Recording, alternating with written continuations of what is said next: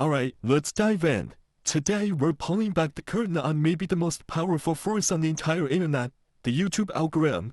The rules of the game are always changing, and if you want to grow, you gotta understand how it all works. So let's break it down.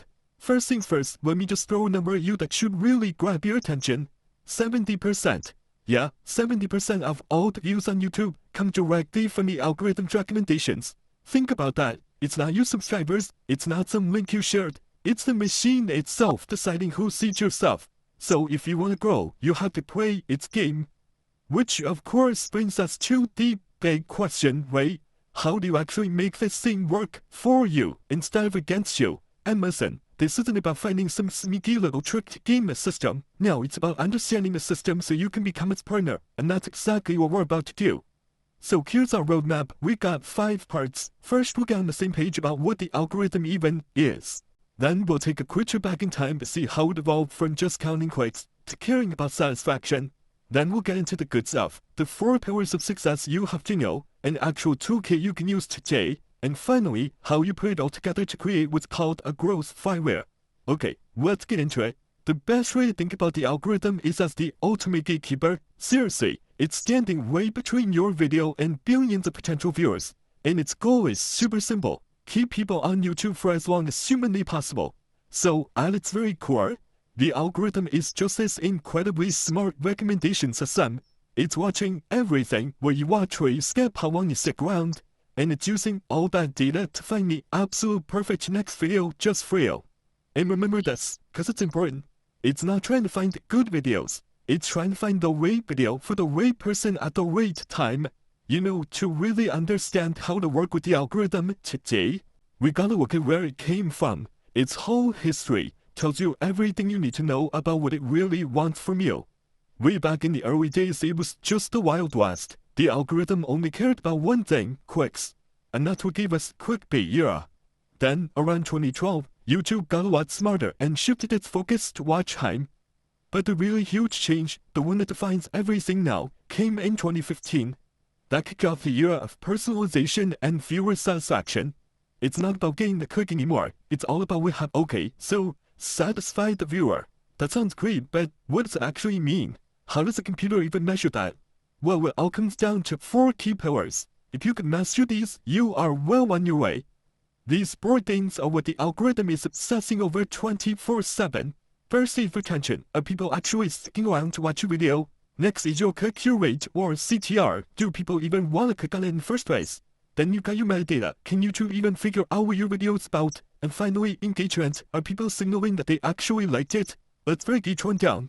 Let's start with the big one, the number 1 ranking factor, audience retention.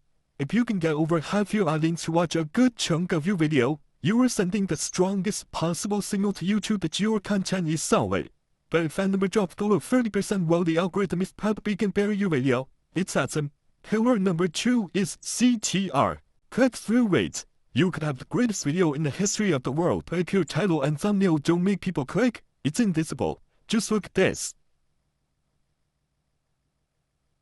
SEO tips. So boring, who's gonna quit that? But YouTube SEO tips 2026, rank number 1 without ads. Now that's specific, it promises a huge benefit and it feels current.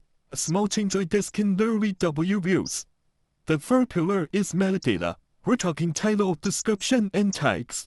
The easiest way to think about it is like an index card for your video. But for a single human watches your content, the algorithm reads its card to figure out what it's about and who might like it. You've gotta make it clear. And finally, we've got engagement. Every like, every comment, every share. It's basically a vote of confidence. It tells the algorithm, hey, people aren't just watching this, they're reacting to it. They love it. And that kind of social proof is an incredibly powerful signal to show it to even more people. Okay, so that's the theory. Now let's get super practical. This next section is a rapid-fire rundown of the actual tools and techniques you need to be using to nail all 4 of those pillars. Here's a little pro tip that works like a charm. When you're looking for video ideas, go to the YouTube search bar and use an asterisk as a wildcard. For instance, if you type how to asterisk YouTube SEO, YouTube will automatically show you what people are actually searching for. It's an amazing way to find hidden gem video ideas. Now this right here is the real set you have to work with. These character limits are crucial. You need to get your most important keywords in the first 60 characters of your title and the first 125 of your description. Why?